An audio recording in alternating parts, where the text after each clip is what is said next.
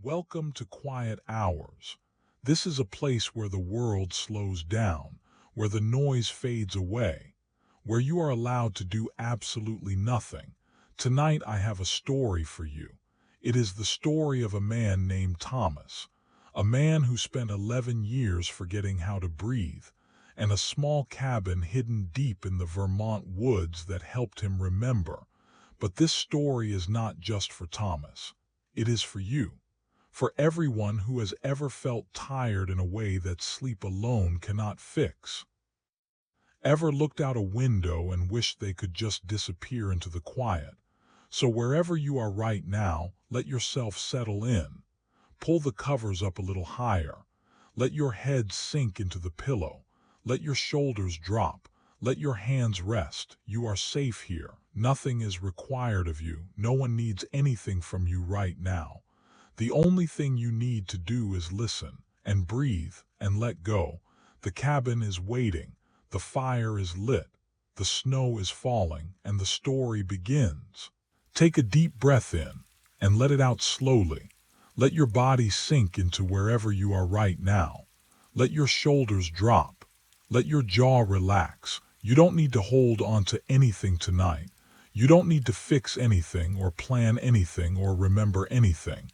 Tonight, all you need to do is listen and rest. I'm going to tell you a story, a quiet story, a story about a place far away from the noise of the world, a place where time moves slowly and the air smells rain, a place where you can finally, truly let go.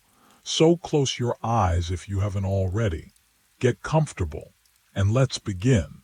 Thomas Hartwell hadn't taken a vacation in 11 years. 11 years of waking up at 5:30 in the morning. 11 years of commuting on the same train, sitting in the same seat, staring at the same gray buildings sliding past the same gray windows. 11 years of fluorescent lights and conference calls and spreadsheets that blurred together until lost all meaning. He was 47 years old, and somewhere along the way he had forgotten what it felt like to be still. It wasn't that his life was bad. He had a good job, a nice apartment in Boston, friends he saw occasionally when schedules aligned, which was less and less often as the years went on. He had everything a person was supposed to want, and yet there was this feeling, this quiet, persistent feeling that something was missing. Not something big or dramatic, something fundamental, like a house that looks perfect from the outside but has a crack in the foundation that nobody can see. His doctor noticed it before he did. During his annual checkup in October, Dr. Reeves looked at him over her glasses and said, "Thomas, when was the last time you took a real break? Not a long weekend. Not a few days off where you still check your email every hour. A real break." He couldn't answer. He genuinely could not remember. Dr. Reeves' notepad tore off the page and handed it to him. He expected a prescription. Instead, it said, in her neat handwriting, "Go somewhere quiet. Stay there until you remember how to breathe." He laughed. She didn't. She said, "I'm serious, Thomas. Your blood pressure is too high. You're not sleeping well. You grind your teeth at night. Your shoulders are practically touching your ears. You need rest, real rest. Not the kind you get from sleeping 6 hours in a city apartment with sirens out window. The kind you get from being somewhere where the world can't reach you." He put the note in his wallet. He forgot about it for 3 weeks. Then on a Sunday afternoon in early November, he was cleaning out his wallet and found it again. "Go somewhere quiet. Stay there until you remember how to breathe." He sat on the edge of his bed, holding the note, and something shifted. Something gave way. Like a wall he had been leaning against for years finally crumbled, and he fell through. Something open and unknown. The next morning he called his office and said he was taking 2 weeks off. His boss was surprised but didn't argue. Thomas had accumulated so many unused vacation days that he could have taken a month and still had days left over. Then he sat at his computer and searched for somewhere quiet. He found it almost by accident. A small cabin rental in northern Vermont, near a town called Stillwater. The listing was simple. No flashy faux. Few sentences. Quiet cabin on 20 acres of private woodland. No neighbors. No television. No cell service. Wood stove for heat. Stream nearby. Available November through April. That was it. No cell service. Something about those 3 words made his chest loosen. He booked it immediately. 2 days later he was driving north. He left Boston at dawn before the city was fully awake. The streets were empty except for a few delivery trucks and early joggers there. Cold air. The sky was the color of pencil lead, heavy with clouds that promised snow. The highway took him through the suburbs, where the houses got smaller and farther apart, and the strip malls gave way to fields, and the fields gave way to forest. The trees were bare now. November had stripped them down to their bones, and they stood against the gray sky like drawings in charcoal, branches reaching upward, reaching for something, or maybe just reaching because that is what trees do. They reach toward the light, even when there is no light to be found. He drove without stopping, not because he was in a hurry, but because the driving itself was meditative. The hum of the tires on the road, the gentle vibration of the steering wheel in his hands, the heat from the car's vents warming his feet and legs, the landscape sliding past in slow motion. He didn't turn on the radio. He didn't listen to a podcast or an audiobook. He just drove and watched the world go by and let his mind wander wherever it wanted to go. Somewhere north of.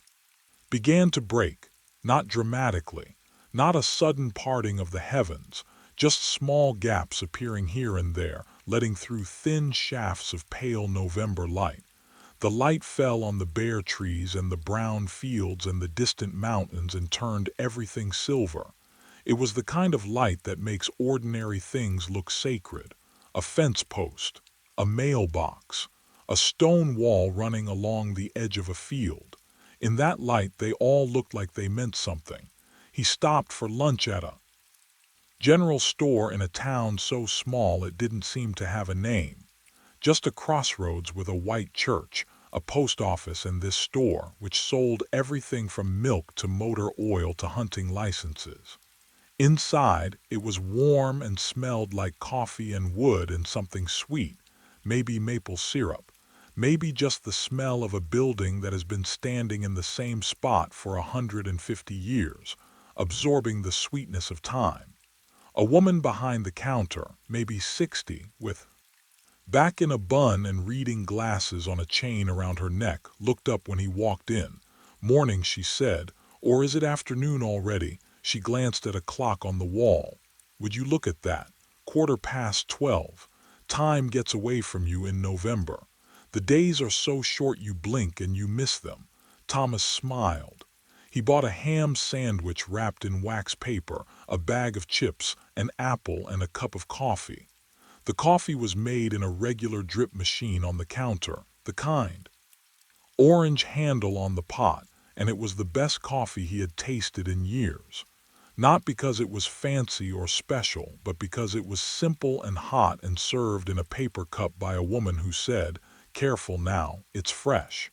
He ate his lunch sitting on the porch of the general store on a wooden bench worn smooth by decades of people sitting on it. The ham sandwich was perfect. Thick sliced ham and sharp mustard on white bread. Nothing complicated. Nothing trying to be anything. The apple was cold and crisp and tart, and the juice ran down his chin, and he wiped it with the back of his hand, and for the first time in a long time he didn't feel like he was supposed to be somewhere else. After lunch he got back in the car and drove the last hour to Stillwater. The road narrowed. The trees closed in. The pavement gave way to gravel, and the gravel crunched under his tires in a steady, satisfying rhythm. The forest here was dense, spruce and fir and birch, though the maples and birches were bare. The spruce and fir were dark green, almost black in the overcast light, and they stood close together, shoulder to shoulder, like they were keeping each other warm. He almost missed the turnoff. A small wooden sign, hand-painted, that said Hartley Cabin with an arrow pointing down a dirt track. He turned onto the track and drove slowly, the car bouncing gently over ruts and roots. The track wound through the trees for about a quarter-mile, slightly, and then it opened into a small clearing, and there was the cabin. It was smaller than he expected. One room, maybe 20 feet by 20 feet, with a pitched roof covered in moss and a chimney made of river stone. The walls were rough-hewn logs, dark with age, and the door was painted red, though the paint had faded to a soft rose color. There was one window on each wall, 4 in total, each one with a simple wooden frame. A small covered porch ran across the front, just wide enough for a bench and a pair of boots. Thomas turned off the car for a moment. The silence was immediate and total, not the silence of a quiet room where you can still hear the hum of the refrigerator or the tick of a clock. This was the silence of the natural world, the silence that is not really silence at all, but the absence of human noise which allows you to hear everything else. The wind in the spruce trees, a bird somewhere, the faint, distant sound of running water, his own breathing. He got out of the car. The air hit him like a splash. Water, clean and sharp and so cold it made his lungs ache, but in a good way. In a way that made him feel like his lungs were being scrubbed clean from the inside. He could smell the forest, pine resin and damp earth and dead leaves, and that particular November smell that is really the smell of the world preparing for sleep. Everything settling down, everything letting go, everything getting ready to rest under a blanket of snow. He walked to the cabin, his boots crunching on the frozen, climbed the 2 steps to the porch, found the lockbox with the key code the owner had emailed him, opened it, took out the key. An ordinary key, nothing special, but it felt heavy in his hand, heavy with possibility, heavy with the promise of 2 weeks of nothing, 2 weeks of silence, 2 weeks of learning to breathe again. He unlocked the door and pushed it open. The cabin smelled like cedar and wood smoke and dust and something faintly sweet like dried apples. It was cold inside. Cold as outside, but it was a different kind of cold. A dry cold, a still cold, the cold of a space that has been empty and waiting. The interior was simple, one large room that served as everything. Against the far wall, a cast iron wood stove, black and solid, with a pipe that went up through the ceiling. Next to it, a neat stack of firewood, split and dry, and a basket of kindling. On the left wall, a kitchen area, a small counter, a sink with a hand pump, open shelves with cups and a cast iron skillet, a propane stove with 2 burners. On the right wall, a bed. A real bed, not a cot, with a thick mattress and a pile of wool blankets and a quilt that looked handmade, dark blue and green and gold. At the foot of the bed, a wooden chest. And in the center of the room, a small round table with 2 chairs and a kerosene lamp. That was it. No television, no computer, no phone charging on a nightstand, no blinking lights, no screens of any kind. Wool and stone and glass, the materials of a simpler world, a world that moved at the speed of fire and water and wind, not at the speed of data. Thomas set his bag down and looked around and felt something he hadn't felt in so long that it took him a moment to identify it. It was relief, pure physical relief, like putting down a heavy suitcase you've been carrying for so long that you forgot you were carrying it. His shoulders dropped. His jaw unclenched, his hands, which were into half fists without his realizing it, opened. He stood in the middle of the cold, empty cabin and he breathed. The first thing he did was build a fire. Not because he knew how exactly, but because there were instructions taped to the wall next to the stove, written in the same hand-painted style as the sign at the road. Clear, simple instructions. Open the damper. Crumple newspaper. Build a small teepee of kindling. Light the newspaper. Wait until the kindling catches. Add small. Wood, wait, add larger pieces. Wait, close the damper halfway when the fire is established. He followed the instructions step by step. He crumpled the newspaper. He built the little teepee of kindling, thin sticks of dry pine that smelled wonderful even before they were lit. He struck a match, the old-fashioned kind, a wooden match from a box on the mantel, and the sound of the match striking was satisfying in a way he couldn't explain. A small, decisive sound. The sound of fire being born. The newspaper caught. The flame was yellow and eager, licking at the edges of the crumb. Paper and the kindling began to crackle. Small sounds. Intimate sounds. The sounds of wood releasing its stored sunlight. Because that is what a fire is when you think about it. Stored sunlight. The tree spent years collecting sunlight and turning it into wood, and now the fire was releasing that sunlight back into the world. Years of light compressed into a few hours of warmth. The kindling caught. The small flames climbed upward through the little teepee, and Thomas added a few larger sticks and then a split log, and the fire began to grow. The cast iron stove began to warm. He could feel it happening. A radiation of heat that started at the stove and moved outward in invisible waves, pushing back the cold, claiming the space, turning the cabin from a cold shell into something alive. Within 20 minutes, the cabin was warm, not hot, just warm. A gentle, pervasive warmth that came from the stove and filled every corner. The kind of warmth that gets in. Stays there. The kind of warmth that makes you want to sit down and never get up. Thomas sat in one of the chairs at the round table and just listened. The fire crackled and popped in the stove. The wind moved through the spruce trees outside, a sound like breathing. Somewhere, a woodpecker tapped on a tree. Tap, tap, tap. Then silence. Then tap, tap, tap again, like Morse code, like a message from the forest. He realized he was smiling. Not a big smile, not a grin, just a slight. Corners of his mouth, the smallest possible smile, the kind that comes not from something funny or exciting but from something right, from being in the right place at the right time, from the simple, profound pleasure of sitting in a warm cabin in the woods with nothing to do and nowhere to be. He unpacked slowly. His clothes went into the wooden chest at the foot of the bed.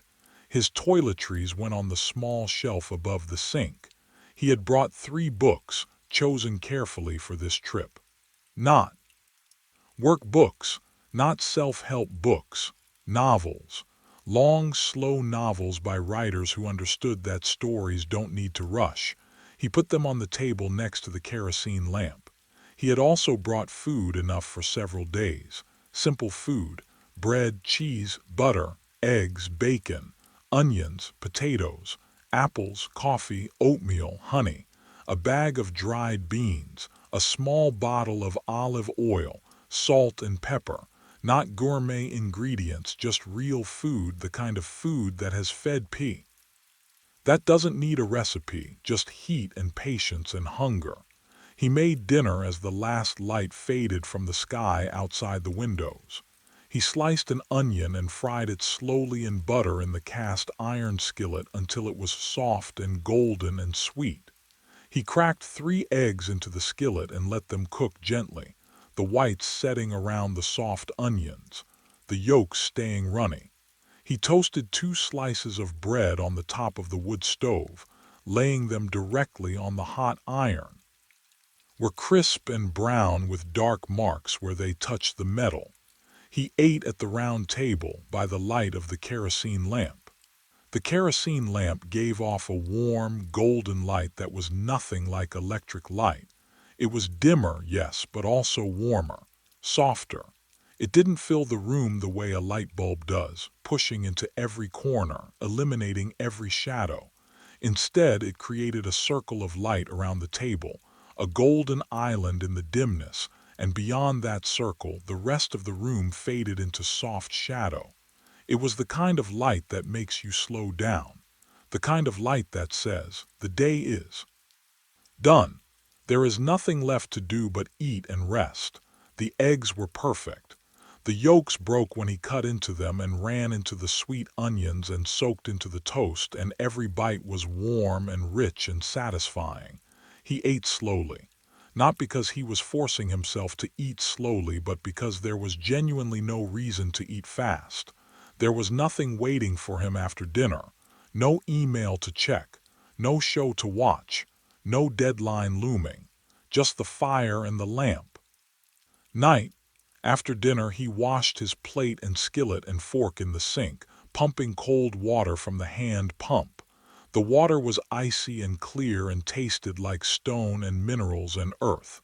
Well water, drawn from deep in the ground from aquifers that had been filtering rainwater through rock for hundreds of years. He dried the dishes with a towel and put them back on the shelf and wiped down the counter. The simplicity of it pleased him. The completeness of it. Meal made, meal eaten, mess cleaned, everything in its place. He added 2 more logs to the wood stove and opened the door of the stove for a moment to watch the fire. The flames were beautiful. They danced and curled around the new wood, finding the grain, following the lines of the wood's growth, consuming the tree's memories one ring at a time. The heat on his face was intense but pleasant, and the light from the open stove door threw long shadows across the cabin floor, shadows that moved and swayed like the shadows of dancers. He closed the stove door and adjusted the damper and sat in the chair by the window. The window faced west, toward the deeper forest, and through it he could see the trees standing dark against a sky that was not quite black. There were no stars. The clouds were still thick, but there was a faint luminescence behind the clouds, a glow that might have been the moon or might have been the last remnant of daylight or might have been nothing more than the sky's refusal to be completely dark. Thomas sat by the window and watched the darkness and listened to the fire and the wind and the silence, and he felt the day settling on him like a heavy blanket.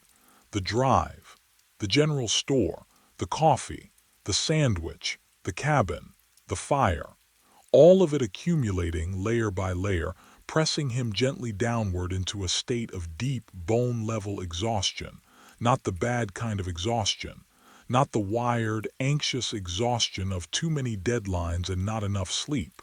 The good comes from fresh air and physical movement, and the natural rhythm of a day spent in alignment with the sun. He got ready for bed. He brushed his teeth with water from the hand pump. He changed into sweatpants and a flannel shirt. He turned down the wick of the kerosene lamp until the flame was just a tiny blue-gold speck, then blew it out gently. The cabin went dark except for the glow from the stove, which came through the small glass window in the stove door and painted a rectangle. Light on the cabin floor. He got into bed. The sheets were flannel, soft and slightly rough at the same time, the way flannel is when it's new. They were cold. He gasped slightly when he slid between them, his warm skin meeting the cold fabric. But he knew the cold wouldn't last. He pulled the wool blankets up, 1, 2, 3 blankets, heavy and dense, and then the quilt on top, the handmade quilt with its pattern of dark blue and green and gold. The weight of the blankets was like being held down by gentle hands, like the bed was saying, stay here, don't move, just rest.